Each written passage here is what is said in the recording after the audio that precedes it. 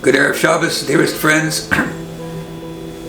This week we begin a new episode, a new period in the continuing journey of the Jewish people.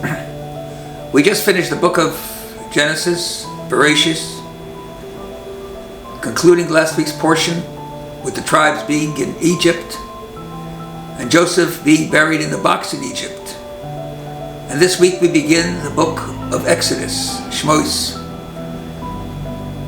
starting with the names of the Jewish people who came into Egypt, a total of 70 souls that existed at that time as part of the Jewish family, and its transition to becoming the nation of Israel.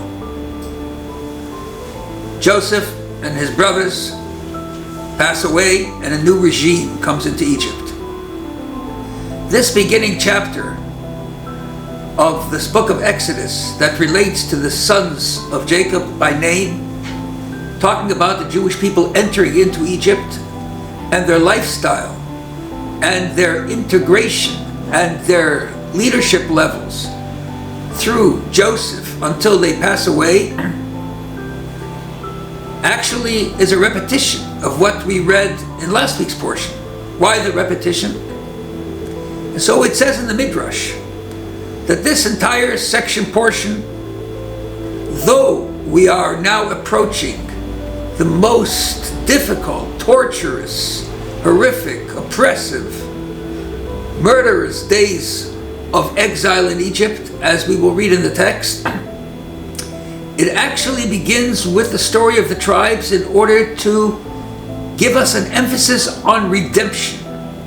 At the beginning of this process of exile, we are given a message of redemption. Redemption in the fact that we talk about the sons of Jacob and each one representing, each verse representing a concept of redemption. And from one other perspective, calling them by their names, Reuben and Shimon, to tell us that Reuben and Shimon came into Egypt with their grandfather, with their father, with their ancestry, and Reuben and Shimon left Egypt. They did not change their names. One of the fundamentals of the continuity of the Jewish people was that they did not change their name. They didn't become Bob and Sam. They were Reuben and Shimon, etc.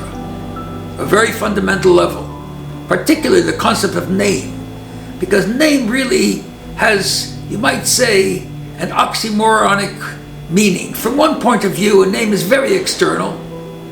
I can tell anybody my name, they won't even know the difference. The Nazis, in order to re-identify people, gave them numbers, not names.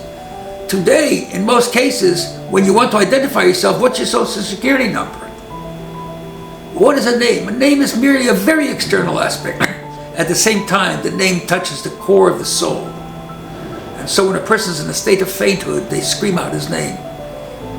The name is something that is beyond our rationality. It's beyond our materialistic identity. It talks to the very essence of who we are as a Jew. And so the beginning begins with the concept of redemption. But if we're entering into exile, the worst kind of exile imaginable, where you have no control over anything you have, where your children are being drowned and thrown into the river, where your children are being slaughtered and their blood used to bathe Pharaoh, under the most horrific circumstances, and you call that, what do we refer to it as, redemption? And so you come to a really very strong question. In the Haggadah, when we sit at the Seder table, we recall a Talmudic discussion of the fact that there are two opinions on the eternity of the concept of Exodus from Egypt. A person is obligated to see himself coming out of Egypt every single day of his life, every single moment of his life. We are constantly in that Exodus process, to such a degree that one of the rabbis tell us, Renzoma says, not only are you obligated to know about Exodus during the daytime, but also the nighttime. Yemei Chayecha, the days of your life is the daytime. Kol Yemei Chayecha is also nighttime.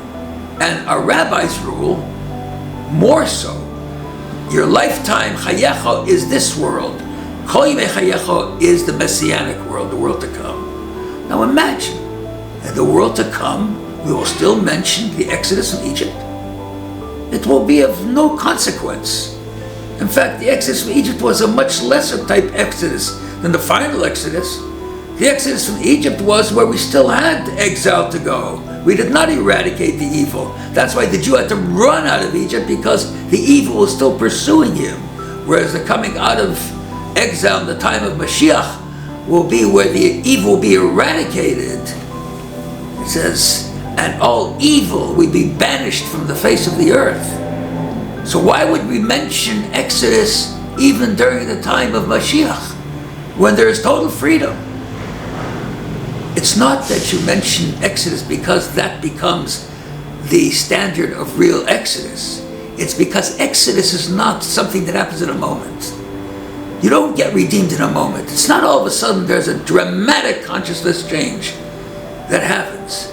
And that's why we are waiting in exile for so long. It's a process of continuing to have a more conscious consciousness, a more real consciousness, where you start to internalize the reality, where you start to realize the benefits of living this messianic way of life, the Torah way of life, the holy way of life.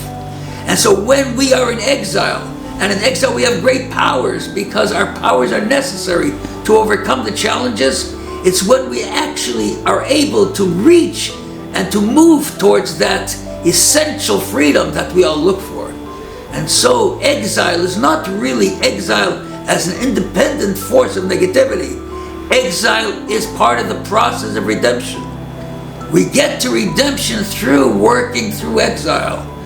And as we work through exile, we come to the realization, as you look around the world today especially, such a corrupted world of such topsy-turvy reality, where it really makes absolutely no sense, so many things that take place that are beyond our rationality, beyond our wildest imagination, but rationalized for the sake of just satisfying some animalistic desire that exists within us in that world. And we conquer that world, and we connect ourselves to God in His Torah. It's in that exile that Moses comes around as the leader of the Jewish people and takes us out of that worst difficult darkness and immediately brings us to the light, that we realize the word of Hashem, accepting the Torah and mitzvahs, living that way.